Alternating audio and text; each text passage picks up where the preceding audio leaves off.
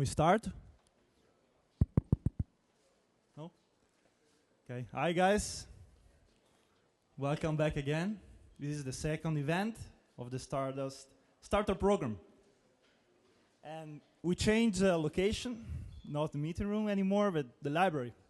We want to have some other people looking at us, but it's still something for our startups. And in particular today, we have a special guest. He's one of our mentors that will focus on networking again, and business development, and change management. But first, a brief update to what we have done last time, and grab the occasion to introduce you to Vignesh, as is our daily manager, our web designer, our postman, our everything. He does a lot of things. So welcome him. Okay, can you still hear me? Yeah. I think I can shout loud enough to make sure everybody. Okay. So the update is about a tracking system for the startups, how to track the development of the startups through the program. Because we were discussing it with the mentors. They want it to be more than just a lecture. It should be much more than a series of lectures or workshops. They want to know how much you've progressed through the system. So to do that, we just sat down and wrote some things to track the progress of you guys through the system. So I'll just be introducing a bit about it so that you guys get to know it. So, yeah. So why do we want to track you in the program?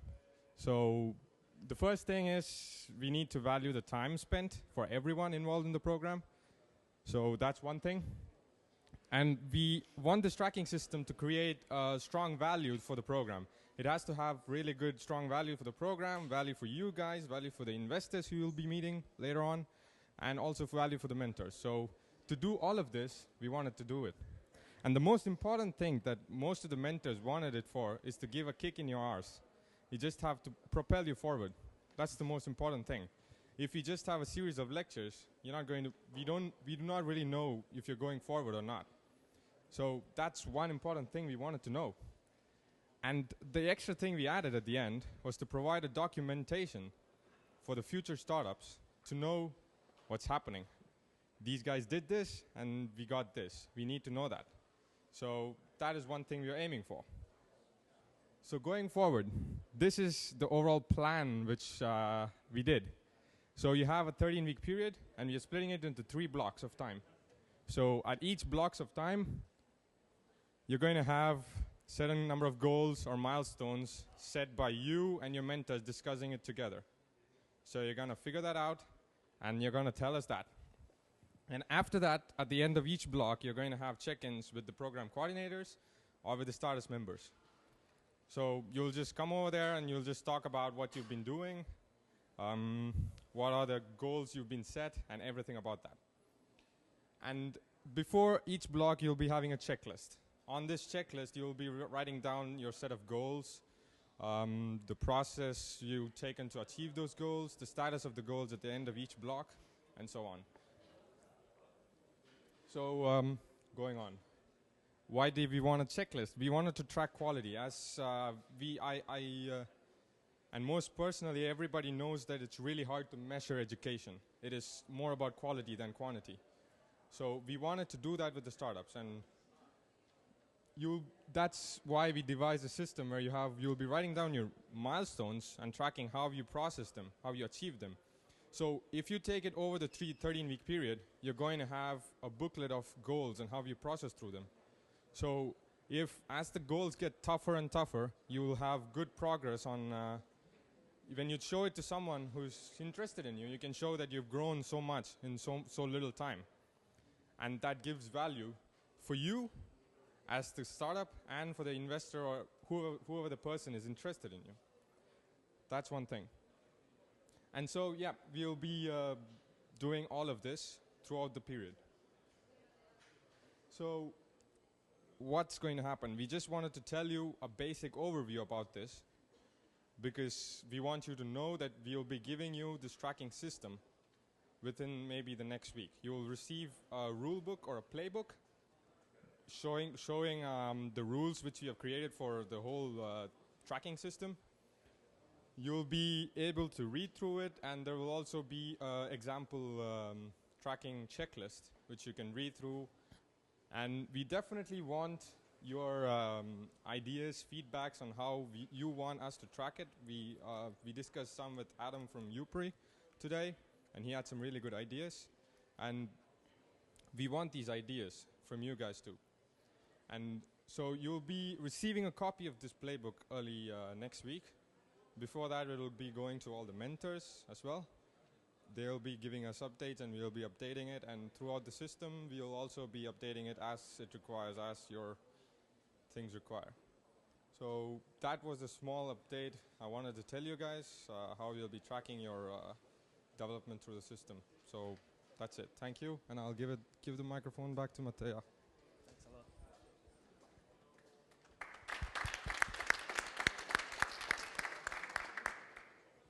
And I want to remind you that we are Stardust, and now you are also part of Stardust. And keep in mind that one of our aims, that now is also one of your aims, is to promote entrepreneurship among DTU. We work for DTU students, but we want to promote also for these guys over there. And so, in order to obtain that, we want you to present your startups sooner or later in front of DTU students. So we will try to organize some pitching session where you will have the occasion of spread the word of your startup, but also to involve other DTU students. So let's talk about serious things now. And I have the honor to introduce you to Andrè Bro. He is the owner of a consultancy company called Bada House. Kappa House. Kappa House. Sorry. And welcome to our first workshop. Thank you very much. Hi, Javier. So can you all hear me when I talk into this? Great. So first of all, just talk you through the agenda, then I have a little introduction of myself. But basically we're going to be talking about a little bit about networking. Probably heard a little bit about that before. We're going to be doing some exercises as well, so we get our feet up and heads up. Talking about change management as well, and a little bit about business models. I'll try to do as much exercises as I can, so we just don't sit around and have a boring lecture. First of all, can I ask, do you all sit in your teams right now? I think you should all get up and maybe try to split up a little bit. You don't really know each other, do you, from the other teams? No? Then that's the best way of networking. So,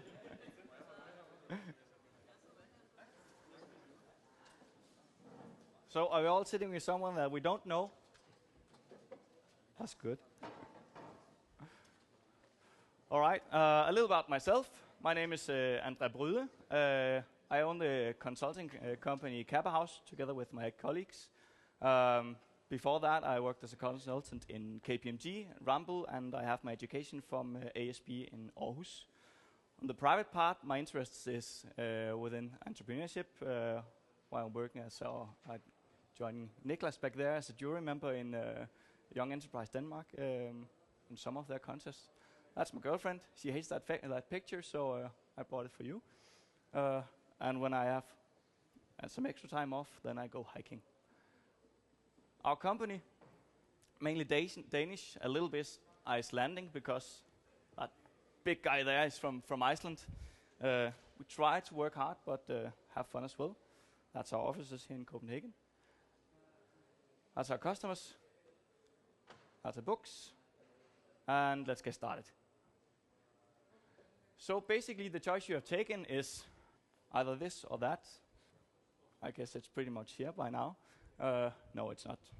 it's not like that. It's actually quite fun to start a company, but it's also hard work as hell. Sometimes it can seem like pushing a rope up a hill, but most of the time it's actually great fun. Networking. What is it? Can anyone bring some points?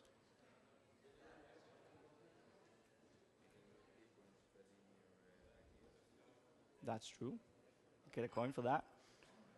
Yeah, you had a hand as well?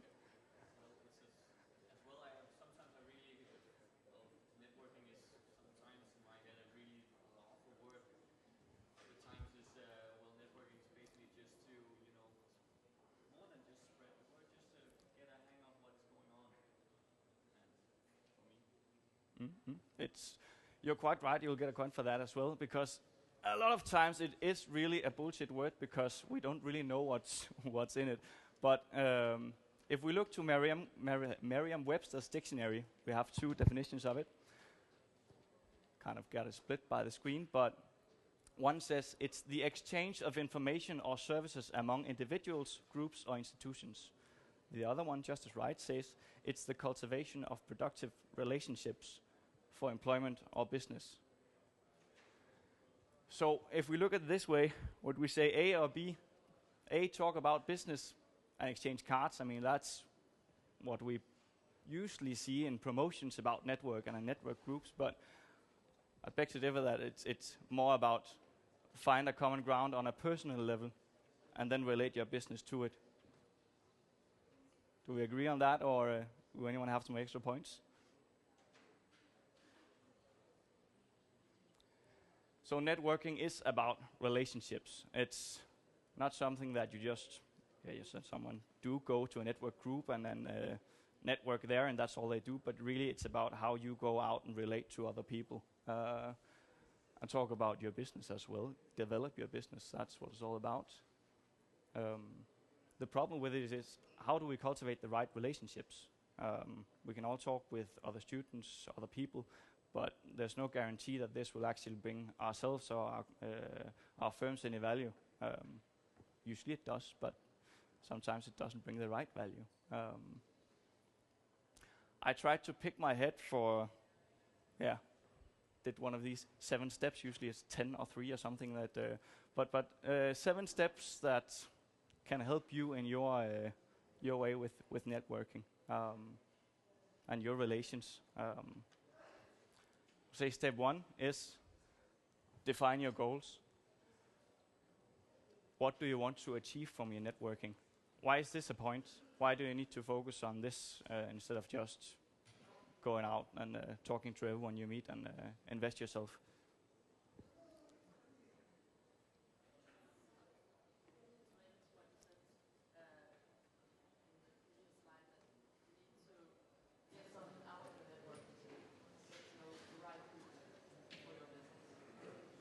Exactly. Get a coin for that as well. So defining your goals, that will set you a direction, and that will also make you stay clear of all the wasted time that you can also invest in too much networking and networking in the wrong places.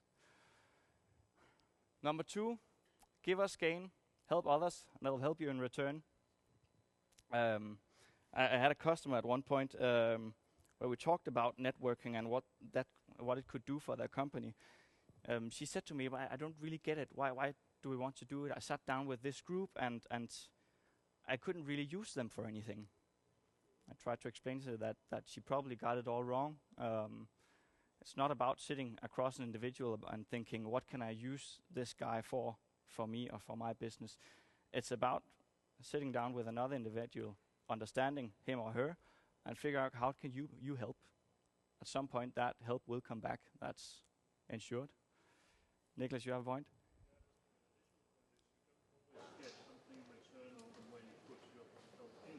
That's right.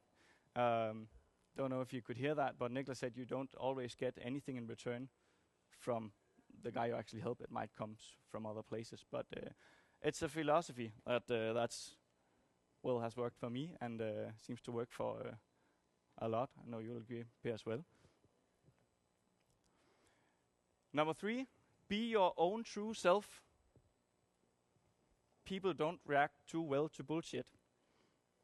Why would I say that?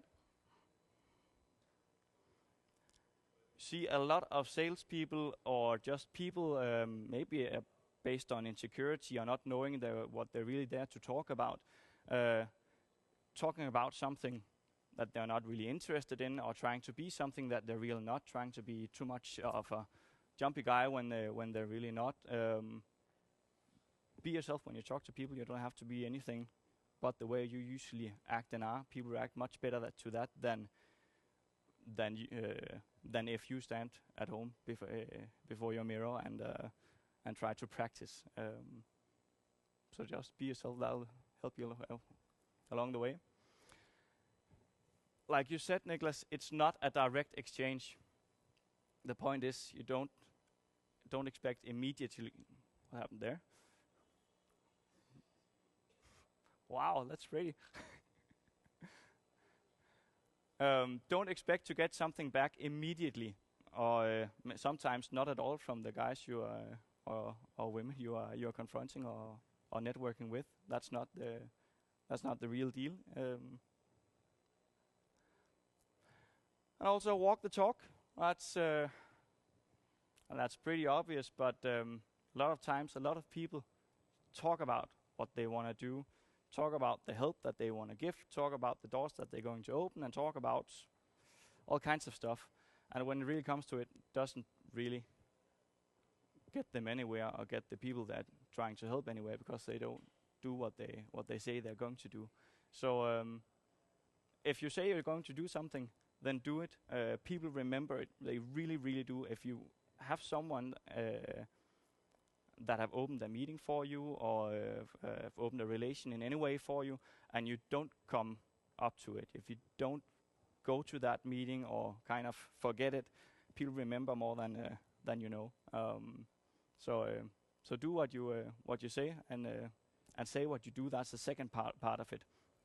If you are going to help someone, tell them about before you actually do it. Sometimes the help you're trying to give, it won't get them very far, but if you had told them beforehand, then they'll know that you at least tried. That'll give the value to the relationship.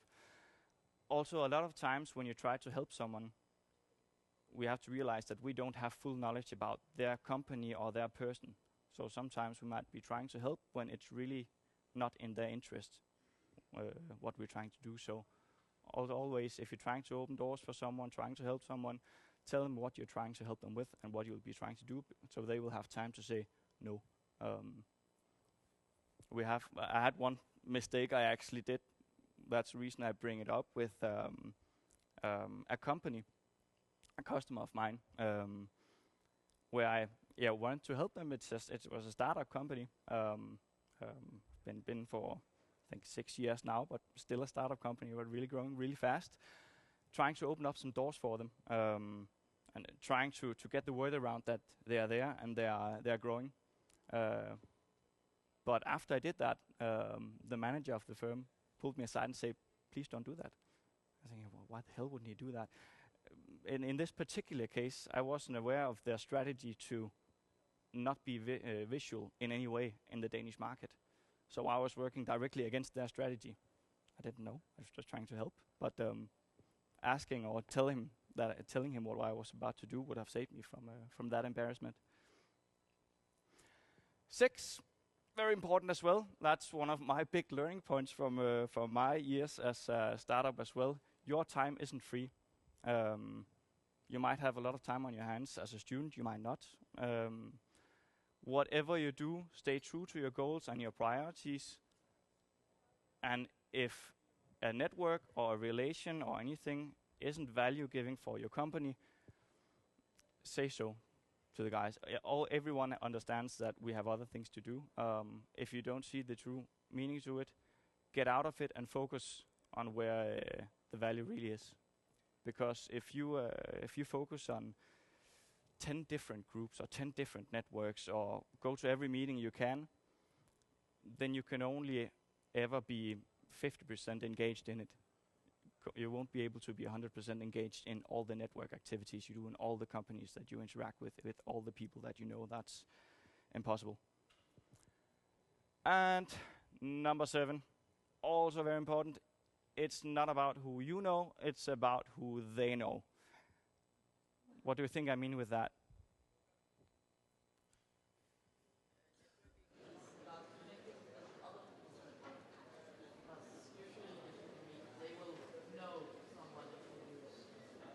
Exactly. You're getting rich today. Oops.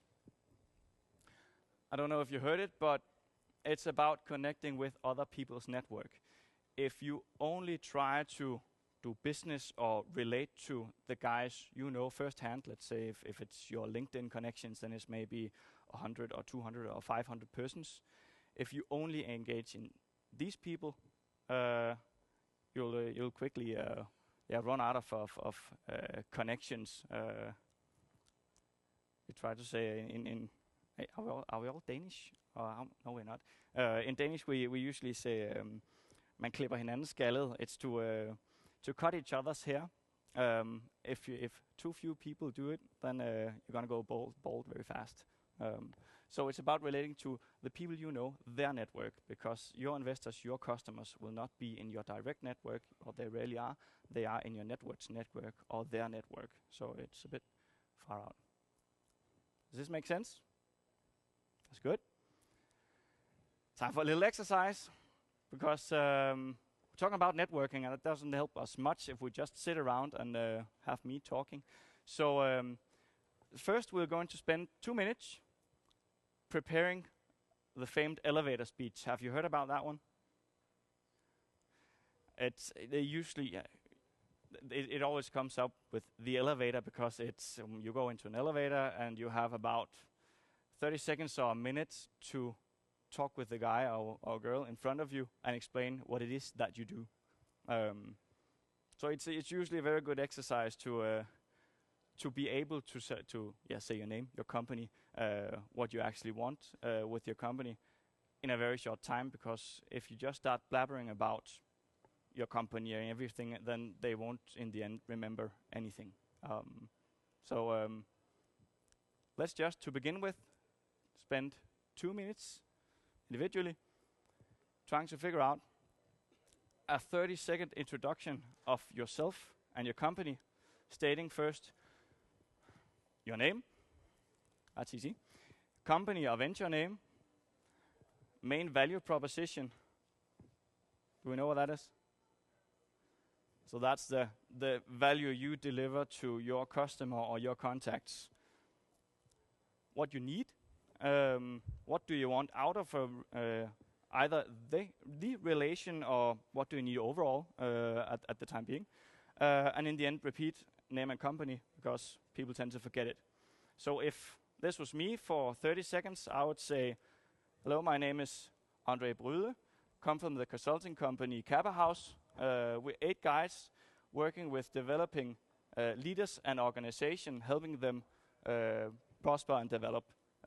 What I need now, at the moment, is contacts within the shipping organizations of Denmark, because we have some recent work with a company under Maersk Line, where we have some great experiences that we want to share. I was Andrè Bryde from House. So that is a very short introduction of myself. Seems dumb to do it like that, but if you are at a business arrangement or a network event, you'll have to be able to say this quite fast. So if I can time, you only have 2 minutes from now to figure this out for yourself, and then we'll have another little exercise afterwards.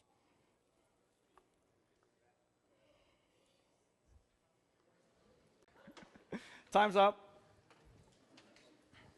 So that leads us to next exercise. Can I get you guys to move that table out of the way? So what we're going to do is, the second we're all getting up, going to form 2 circles right behind you. The outer circle, that's 2 halves. The outer circle is going to make an elevator speech to the person in front of you, talking about what you just said. Then you're going to have 10 seconds for getting feedback from the person that you made your speech to. And then we're going to repeat that. Once we are the whole circle through. We'll switch places and do it once again, so everyone gets to say hi to everyone. And when we are done, you'll have a perfect little speech. Up for that? Great. Okay, so if this half here is, how many are we? How do we know how many we are actually? 1, 2, 3, 4, 5, 6, 7, 8, 9, 10, 11, 12, 13, 14. Ja, okay, det er fint. Kan I hvis I tager den her gruppe, og så stiller jeg op, eller får mig indre cirkel. Indre cirkel.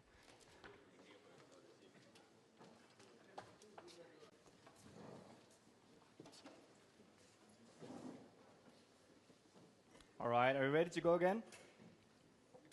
I was just told that I think pizzas are going to be arriving 1:45. So we're gonna eat while we do an exercise. Don't worry, don't be running around eating pizza at the same time. That'll be a little more mellow. So next point on the agenda is we're going to be talking about change management. That's also a very fluffy term. Especially when it comes to startups, because what is change for you guys? I mean, it's you are going through a very big change in your lives, and I mean, starting a company is everything is changing. But that is also something that's a part of the entrepreneurial mindset. You like change usually, but basically, what you're trying to do is going to try and start a company, if I'm not entirely wrong, at some point at least. So you might ask, what is a company? Yeah, the coin's clinging. No. Yeah.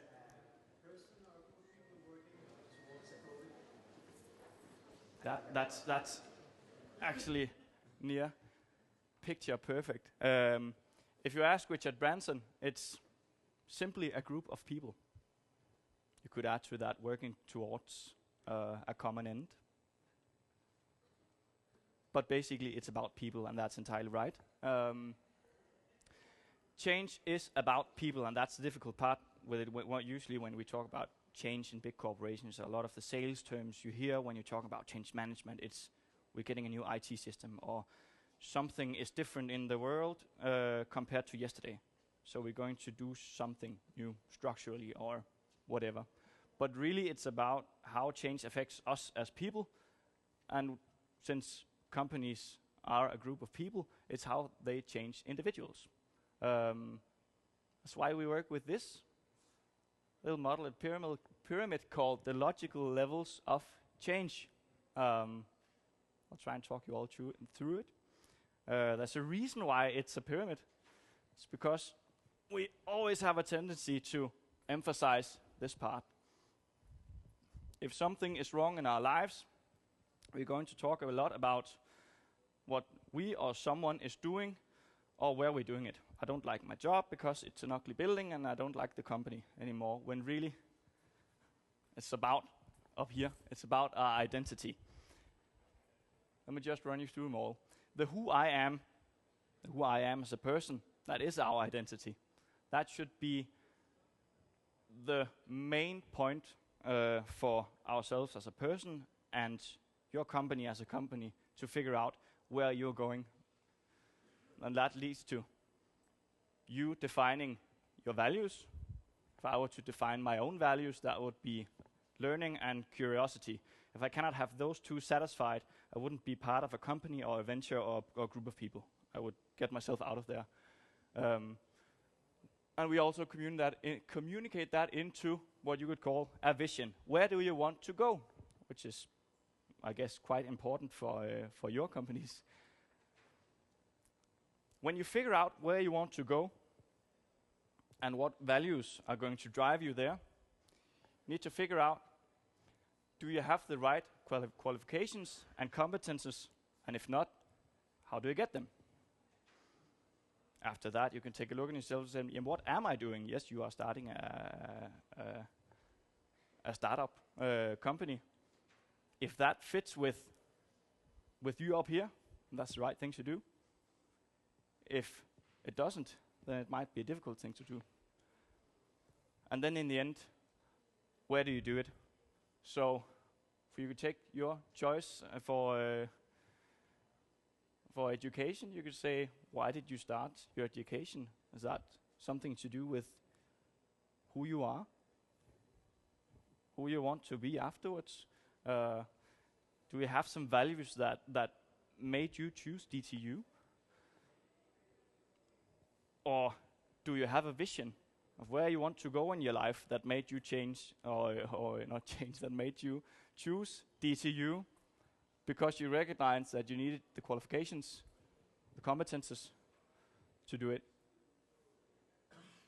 What am I doing? Back then you could have been sitting and chose to read books, chose something else. You could have chosen a regular job.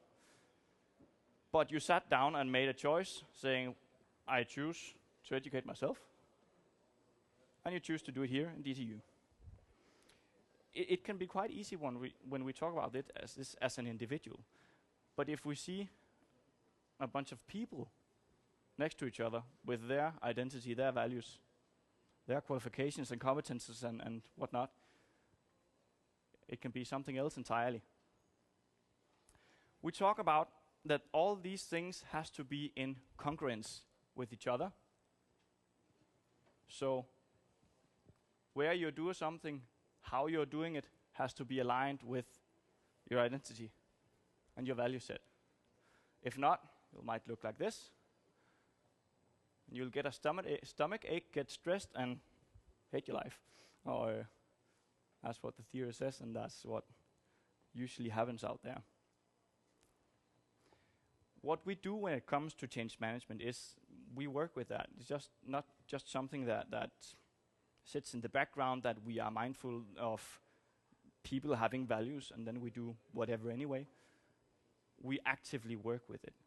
So if you start a venture, you need to figure out each and every one of the individuals in that venture, where you are and what you want to do.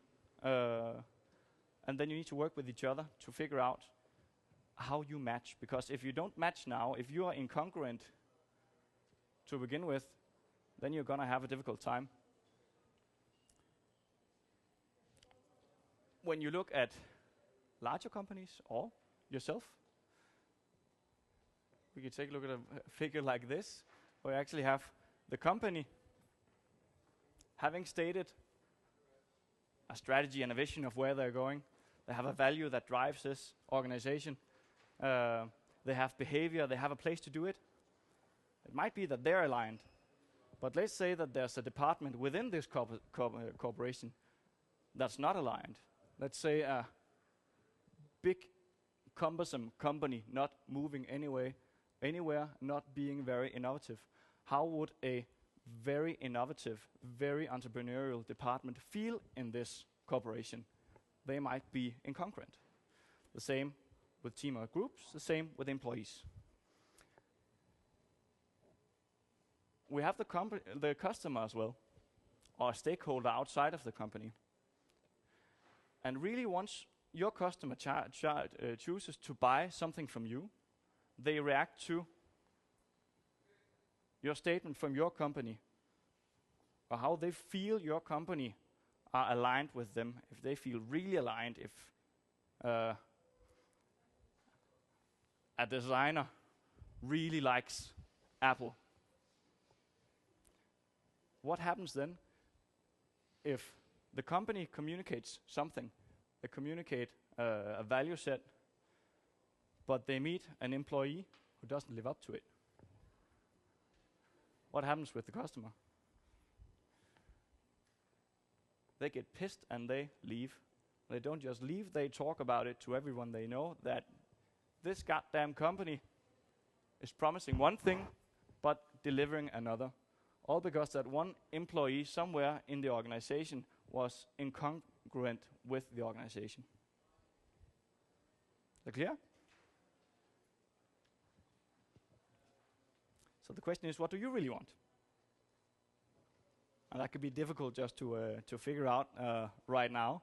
It's something that takes your whole life, but I would say that is something that's very good to work with, at least for your startup. Probably have had a lot of discussions, but put together a little exercise for you. Basically, 15 minutes, sit down with your team. You can use the tables in the back, on the sides, wherever you want to sit. Contemplate and discuss and try to write down on a piece of paper that I have here. On one side, the logical levels for your venture.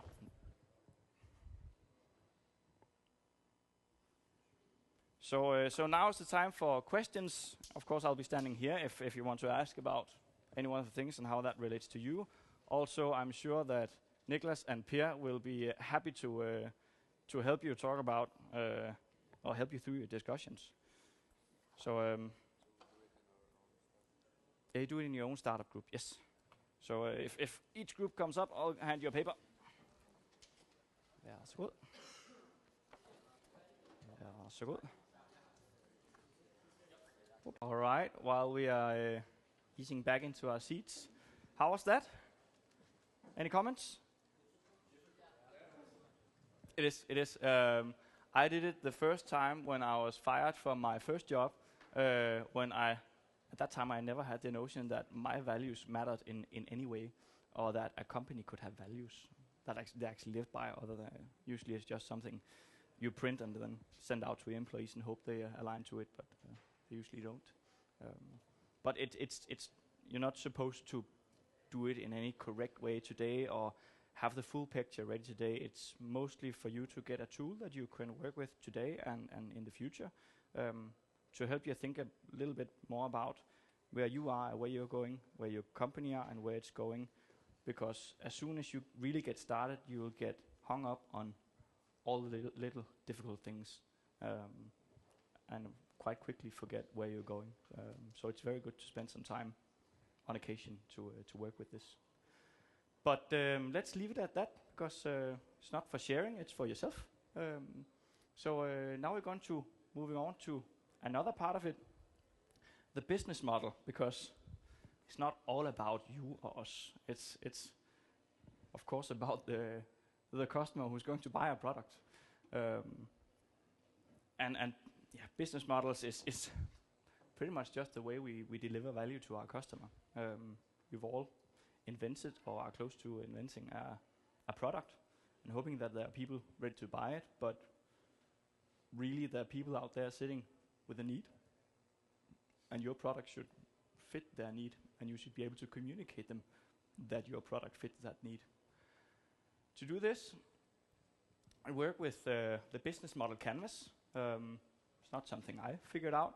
It's some Americans. I think it's PwC, the accounting and consulting company, has translated it into Danish as well. But basically, it's a model on how to work with everything around your product. So you're not really going to be talking much about your product. You're going to be talking about the value your product delivers. But that's pretty much it.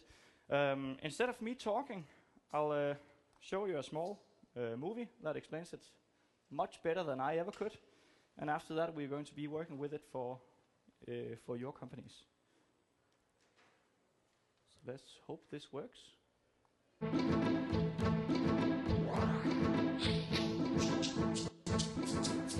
An organization's business model can be described with 9 basic building blocks: your customer segments, your value proposition for each segment, the channels to reach customers, customer relationships you establish, the revenue streams you generate, the key resources and key activities you require to create value, the key partners, and the cost structure of the business model. But it's not sufficient to just enumerate the 9 building blocks. What you really want to do is to map them out on a pre-structured canvas. This is what we call the business model canvas, a tool that helps you map, discuss, design, and invent new business models. Let's briefly go through the 9 building blocks, starting with the customer segments. These are all the people or organizations for which you're creating value. This includes simple users and paying customers. For each segment, you have a specific value proposition. These are the bundles of products and services that create value for your customers. The channels describe through which touchpoints you're interacting with customers and delivering value.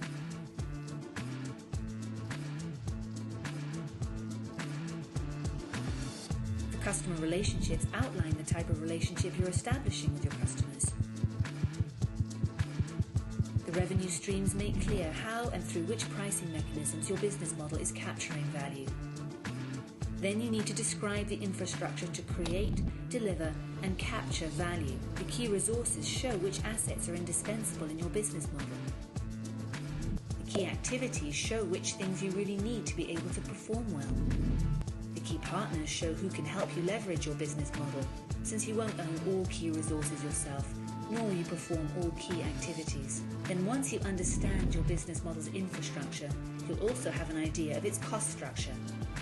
So with the business model canvas, you can map out your entire business model in one image. This works for startup entrepreneurs just as well as for the most senior executives.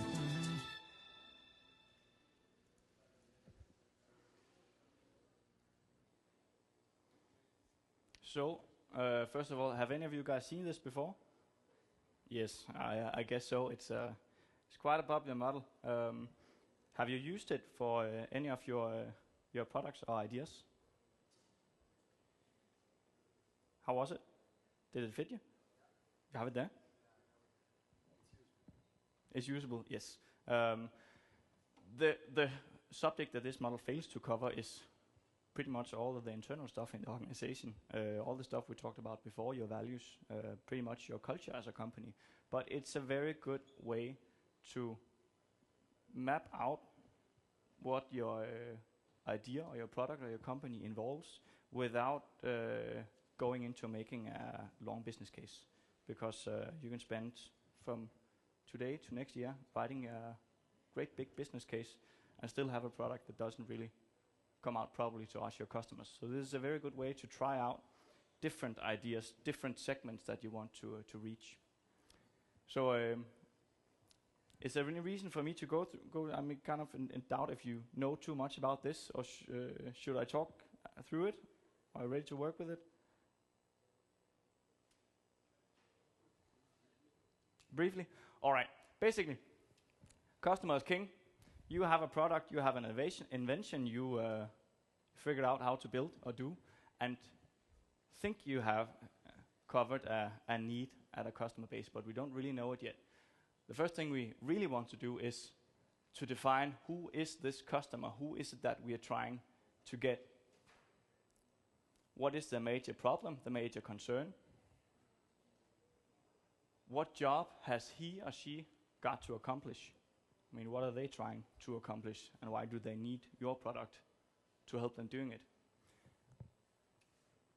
Very closely connected to this, we have the customer relationship. How do you intend to retain your customer, to keep your customer once they're in? How do you intend to get them? What does it cost to get your customer? Sometimes you buy a customer, sometimes they come by yourself. What is the value of a customer? What is the lifetime of a customer? What does it cost for the customer to switch to your product if they already have a solution? They might not have a similar solution at all, but I'm sure they have something that they're already doing. For instance, the water measuring, what do we call it? Water bacteria measurement. Real-time bacteria sensor for drinking water. If we look at that, they don't have that at the moment. They do something much more difficult. But the cost to them of switching to your system will be the cost for your product, but also the cost of changing the way they do it in the organization. They have to communicate to everyone in the organization that now you use measuring systems instead. You have to educate the people to use the measuring systems instead of going out and collecting water samples. So there's a lot of things to be covered when it comes to customer relationships. Also connected to that is the channels. How do we connect with this customer?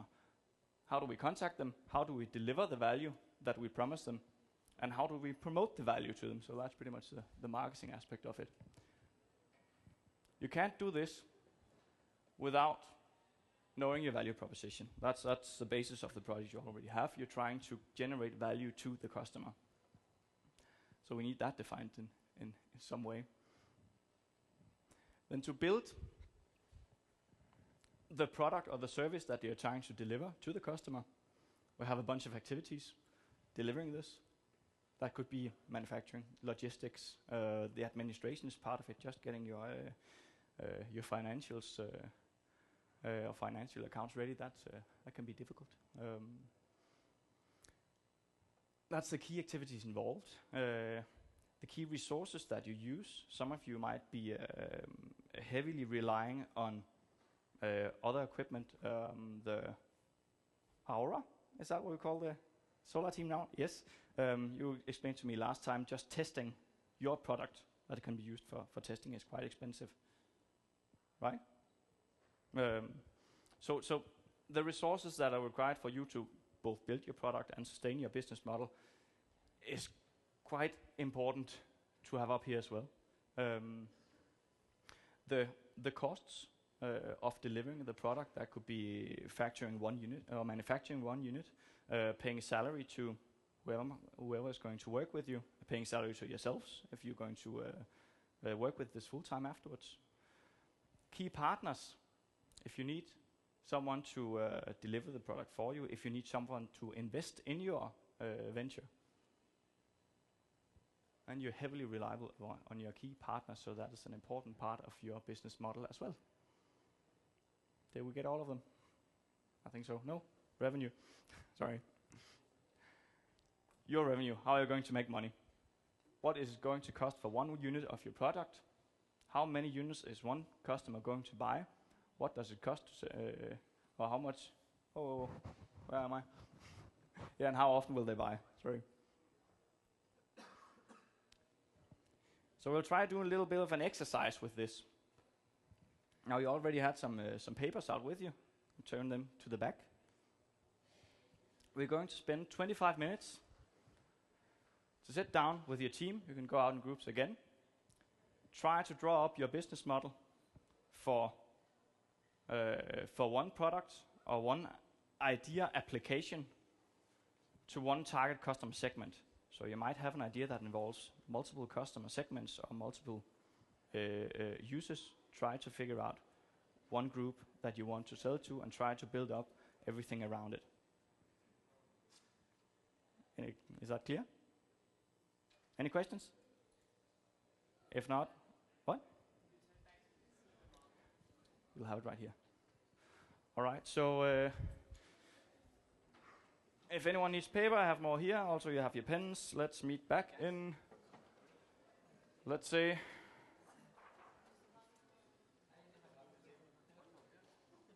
15 minutes. Oh, what is it? Oh, 25.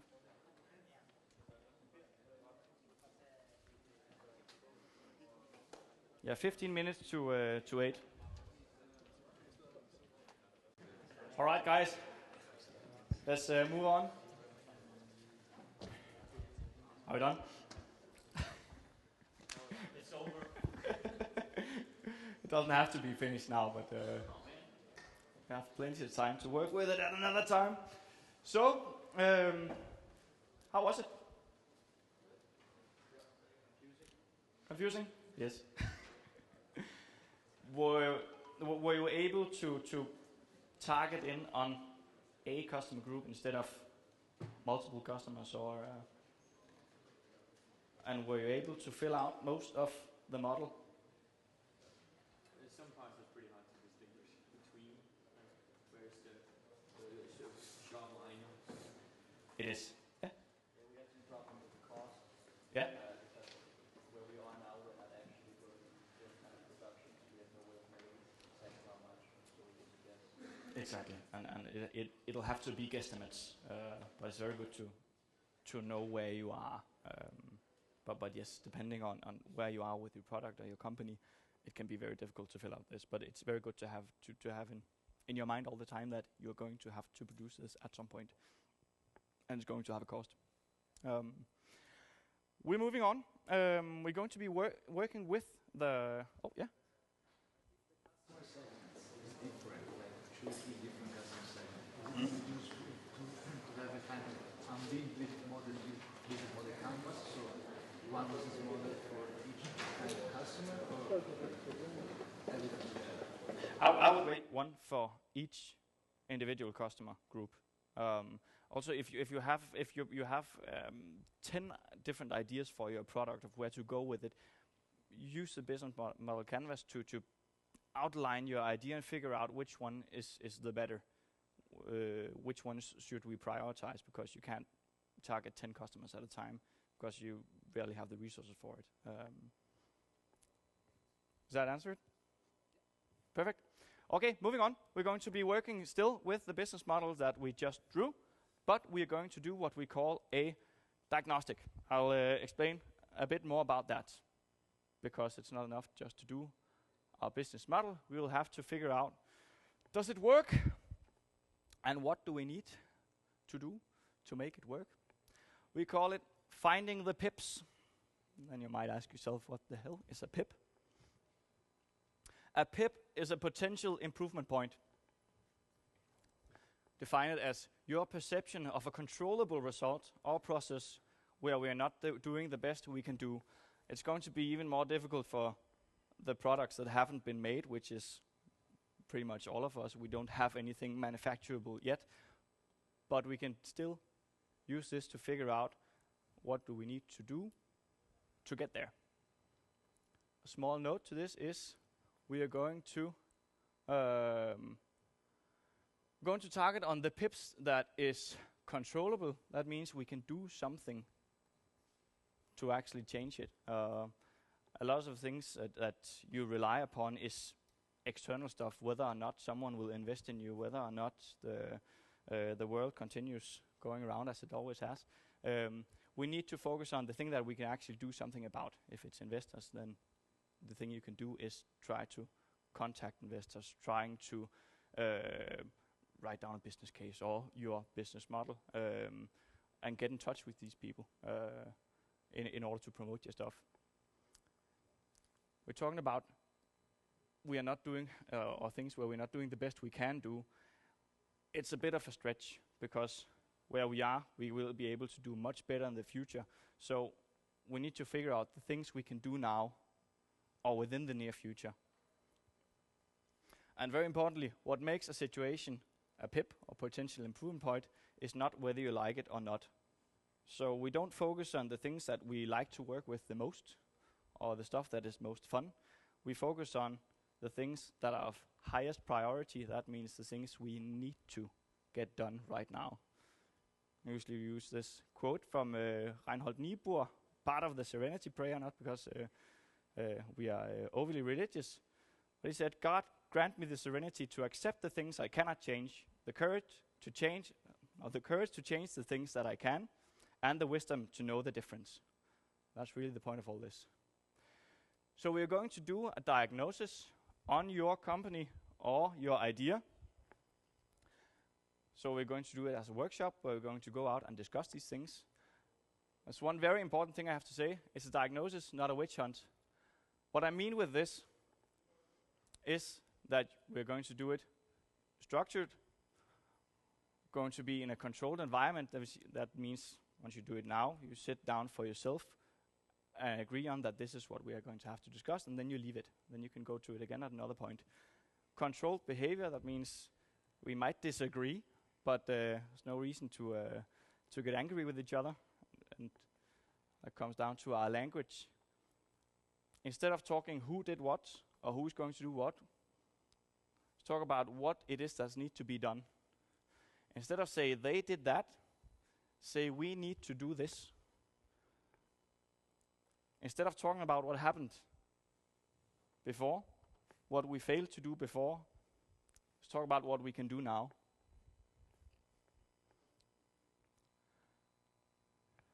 Once we've done this, finding all our potential improvement points, I'll explain a bit more once we come to the case. We're going to attribute them. That means we're trying to get to understand the data that we have collected. We're trying to generate patterns in all the little improvement points that we find. We're trying to get to see the big picture. And we're trying to develop a plan of action that we can use later in order to grow or develop our business.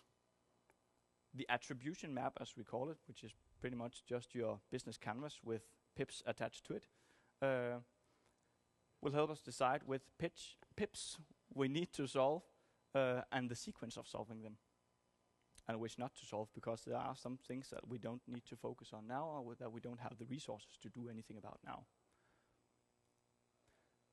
The workshop that we're going to do is 15 minutes. Going to sit down with your team, look on your business model, go through every element, and figure out what can you do to improve your situation now.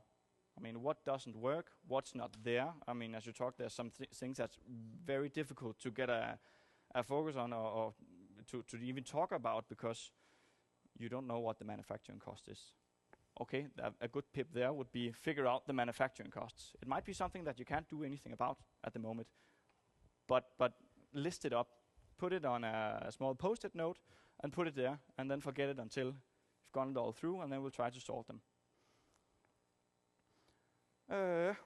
And yes, put them to the business model you made.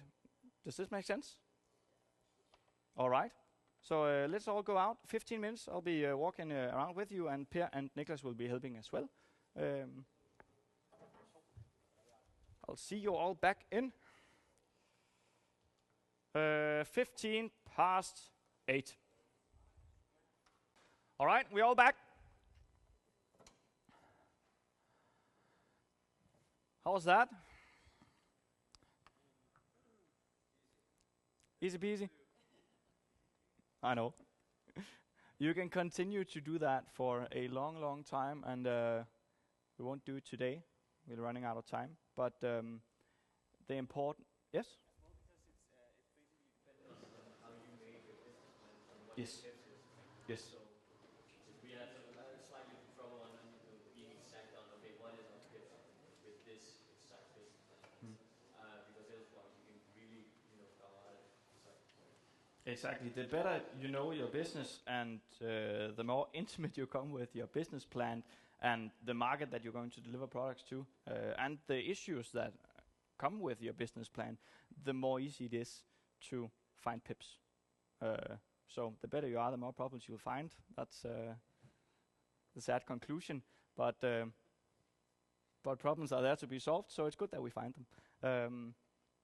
But how was it to work with? Did it bring up anything new, or was it just stuff we already knew? Or We discovered some aspects which we didn't knew anything about at all. So we have a lot to learn. That's good, and it is about learning. We won't prioritize anything today, but the best thing I think for you to do is try to pick out the pips that you found today. Figure out, okay, what is absolutely necessary to do now, not what we think is most fun, but what is absolutely necessary to do before we can go any further, and prioritize that. Take all the other points, put them a bit back, and revisit once you've solved the first problem at hand. Got your finger up? Yeah, well, I think it's pretty important to mention as well that the uncertainties of the separate team members is important to bring out, because sometimes it's just hard to get words on what the problems really are. If it's only just a few that's always addressing this sort of problem. So when having these sort of exercises, I think everybody in the team basically get out with their somewhat frustrations or That's a very. I'll be with you in a second. That's a very good point, and especially the frustration part of it. It's very important that you don't work with this, with your company like this all the time, because voicing your concerns, voicing your problems, discussing problems all the time can be very difficult. So it's very good to get out of your ordinary way of working with it, sit down in a place here or somewhere else, and try to do this again. Once you're done. You figure out, okay, this is what we need to do, and then you're done discussing. But as you say, once you're doing it, you need to be able to voice your opinions and need to make sure that everyone is in on it. It can't be just the two same guys always voicing the problems. It's just as wrong for or it's very wrong to have people sitting there and not saying anything, never voicing any problems, because they do see them and they just don't feel like working with them.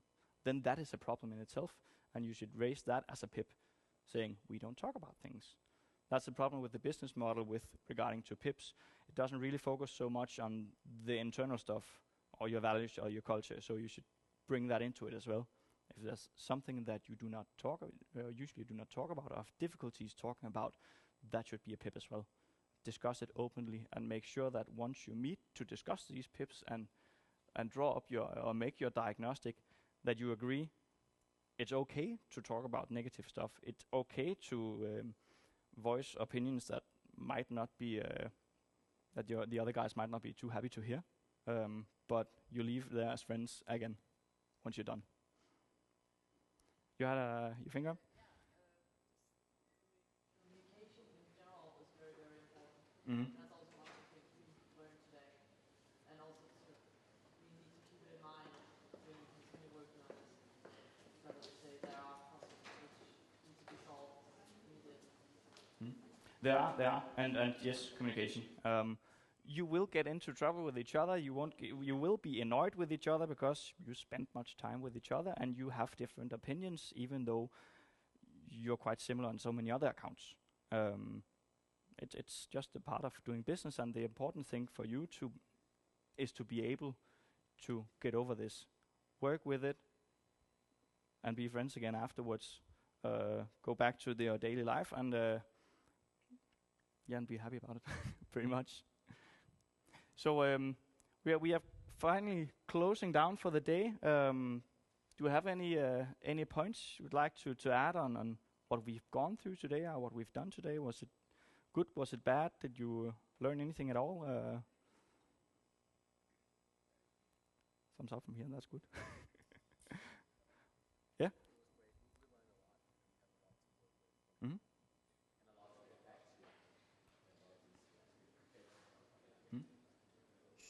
Does it bring any questions to mind on where to go from now or how to deal with this from now, with regard to something you want to ask us? If you have any doubts, bring it up, because you're probably not the only one who thinks these things. So feel free to ask. You look like no. Well, it was more of a general comment on the entire session. Yes. Well, in general, then I just think I really like your the style, the exercise style, and quick, introduction and an exercise. It promotes as well the entire thing, that you can get over this pretty fast. We can learn from it. That's part of learning, and more than just a lecture. Mm-hmm. Good to hear. Good to hear. Thank you. Anything else? Otherwise, I think we should conclude the whole night, or do we have something to say over here? No, we don't have much. We have to say thank you to Andrè for... Thank you very much. Well, have a good evening. Well, thank you guys. You've been great. I just want to say that it's been inspiring to work with you. It's great to see so much passion about your work. So look forward to work with you a bit more and see the other sessions.